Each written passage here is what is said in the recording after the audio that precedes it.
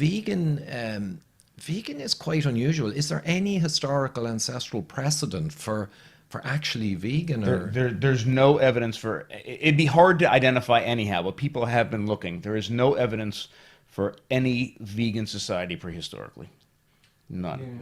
But on the other hand, and again, I don't want to get into a vegan carnivore debate, but there are, although this can help with some of that, there are groups that have subsisted almost entirely on animals, but because of where they happen to live, not necessarily always by choice, more by design, right?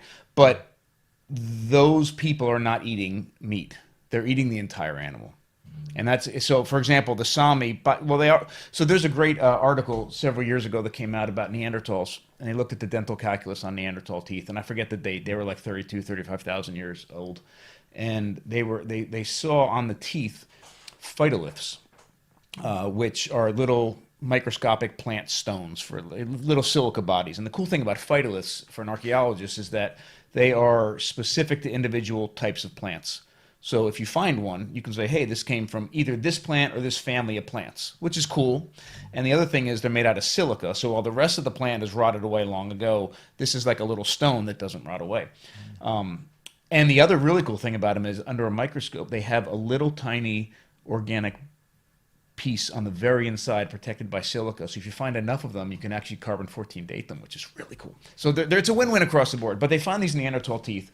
And they get the dental calculus, just the junk on the teeth off of them. And they look at the phytoliths from these plants, and they realize these are plants that they have no business eating. There's actually no reason they should be eating these plants.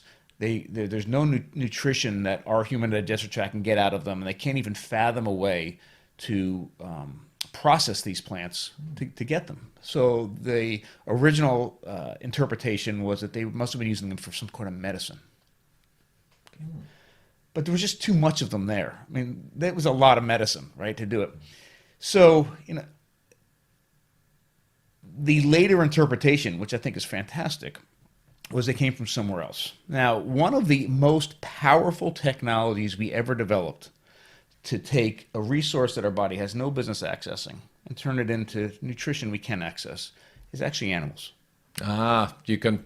I've heard it said once that you can take these, nutrient poor, inappropriate grains and pass them through a cow and make high protein, ultra nutrient dense meats. Yeah. So animals, and the way we've treated animals in the past, and when we still do with wild animals, we take these animals and use them as a factory, not to be crude, but use them as a factory to take food we can't derive nutrition from and turn it into something that we can. Especially grasses, all these huge grasslands around the earth that are useless for other purposes, they can be amazing for the process you described. Absolutely. Yeah. So the Sami in northern Finland, in northern Scandinavia do this with, they're reindeer herders, semi-domesticated reindeer. These reindeer eat lichen off of rocks and turn it into milk and blood. But here's the cool thing.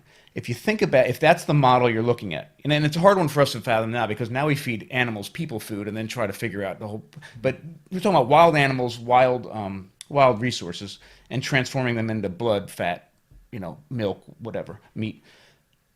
Every time it does that, there's a loss, right? So this animal's eating something, there's a loss in energy, there's a loss in nutrition by the time it makes it into the blood or the fat or whatever. But it's still a great system, but there's still a little bit of a loss. The best place to access the nutrients is after the animal's broken it down, but before it's absorbed the nutrients. In the stomach. In the stomach. It's called chyme. So in the stomach and in the just the upper part of the small intestines.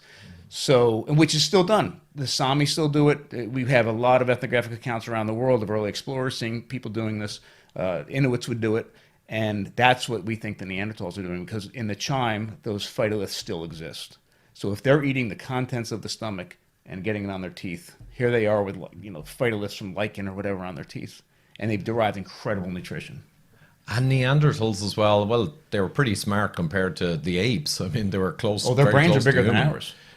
Bigger, but they wouldn't really be smarter. Nah, not necessarily. We all still, actually, I did 23andMe, we have 3% or 2% Neanderthal genes still. Yeah. So yeah, they were very, very close. I saw a theory once that the reason the humans won and won out is they developed fishing.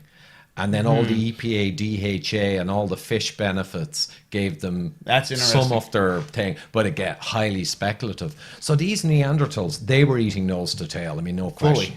Yeah. Absolutely. And they, was it the Neanderthals or the Homo sapiens that would have really eradicated the megafauna because they were such hunters? Or, It was mostly it depends on where you are in the world because, Yeah. but for most of the megafauna extinction, it was Homo sapiens. It was most of that's 12, 14,000 years ago. So it's just us. yeah, and the Neanderthals were what, around 30,000 they faded out? Or Yeah, some might have lasted around 25, 26,000, but that was the most recent, yeah.